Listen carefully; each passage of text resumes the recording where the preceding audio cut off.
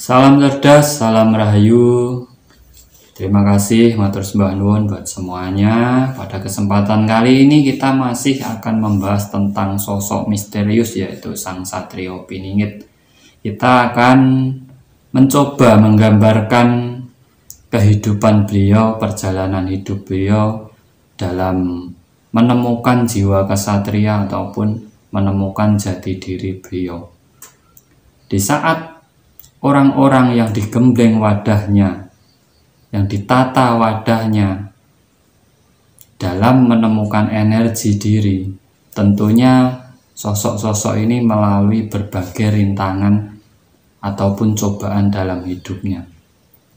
Kemungkinan besar sosok Sang Satrio Piningit ini pernah mengalami titik terendah dalam hidupnya.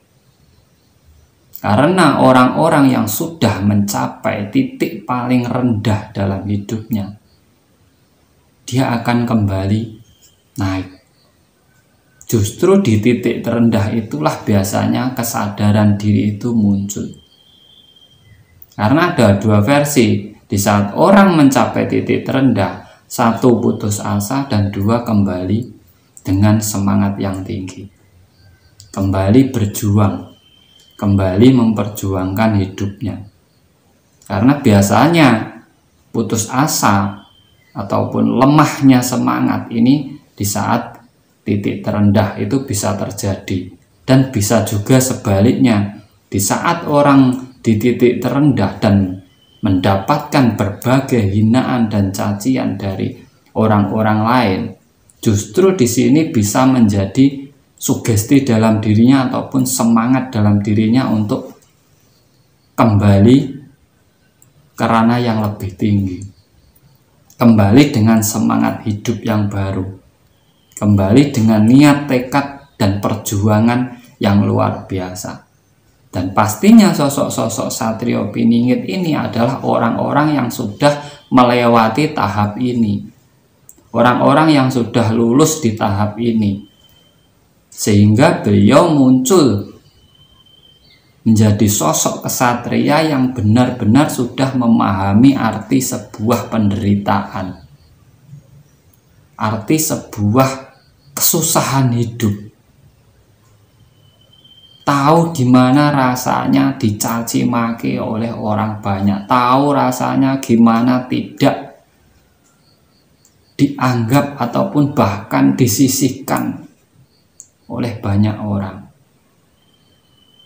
Dan tentunya jiwa-jiwa yang muncul kembali, yang suatu saat mendapatkan keanugerahan dari alam, mendapatkan kemuliaan hidupnya, tentunya sosok-sosok seperti ini dia akan tahu dengan penderitaan orang lain, akan lebih menyadari, bisa merasakan penderitaan orang lain. Jadi di saat beliau sudah mencapai puncaknya nanti, puncak kesuksesan hidupnya, justru beliau tidak akan sombong dan tetap merasa dirinya tidak memiliki apa-apa. Dan akhirnya jiwa kasih sayangnya terhadap orang lain, terhadap sesama ini akan semakin muncul dan semakin kuat. Inilah yang ditunggu dari para leluhur-leluhur Nusantara ataupun kebanyakan masyarakat sekarang, di mana munculnya sosok kesatria yang paham, yang tahu akan penderitaan orang lain, yang bisa merangkul, bisa menolong, bisa mengangkat di saat orang lain dalam musibah ataupun dalam masalah. Sosok-sosok inilah yang ditunggu. Dan sosok-sosok seperti ini di saat menjadi seorang pemimpin, pemimpin sebuah negeri, dia pernah mengalami kesedihan hidup ataupun penderitaan hidup di titik nol. Tentunya pemimpin ini akan tahu dengan kesedihan masyarakatnya, akan tahu dengan kebutuhan apa di masyarakat, dan tidak akan semena-mena dengan masyarakat, dan tidak akan memanfaatkan masyarakatnya untuk kepentingan dirinya sendiri ataupun golongannya. Dan ini harus kita benar-benar mencari sosok pemimpin yang seperti ini untuk mengembalikan kejayaan di bumi Nusantara ini. Jika kita masih memilih ataupun mencari pemimpin yang belum pernah merakyat ataupun menjadi rakyat kecil, maka mereka juga tidak kurang memahami apa yang diderita oleh rakyatnya.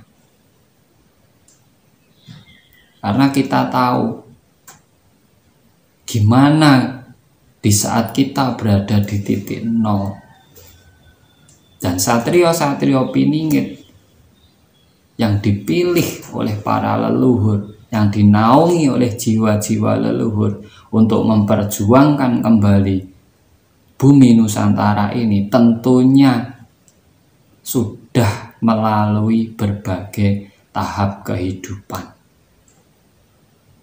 sehingga syarat mutlaknya adalah mereka mempunyai pusaka yang namanya Trisula Weda.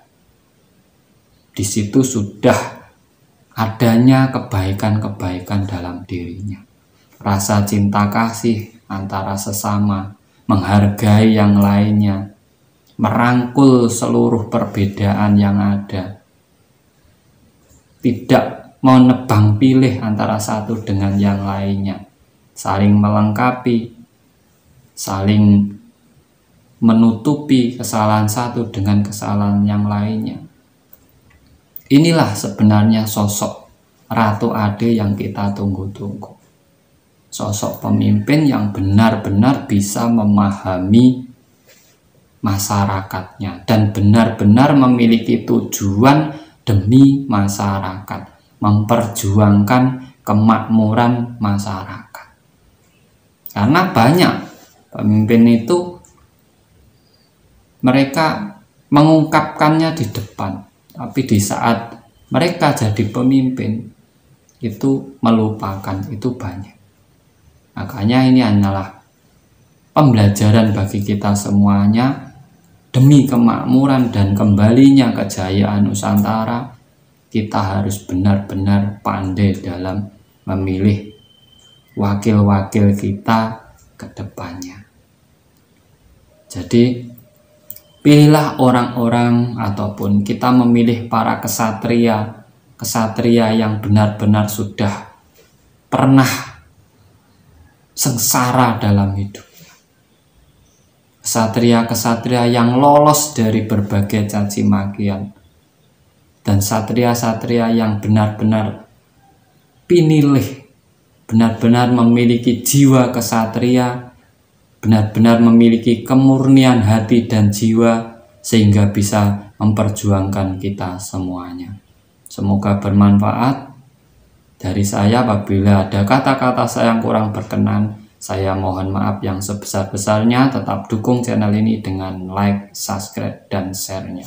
Salam Rahayu, Rahayu, Rahayu, Sakum Dumadi.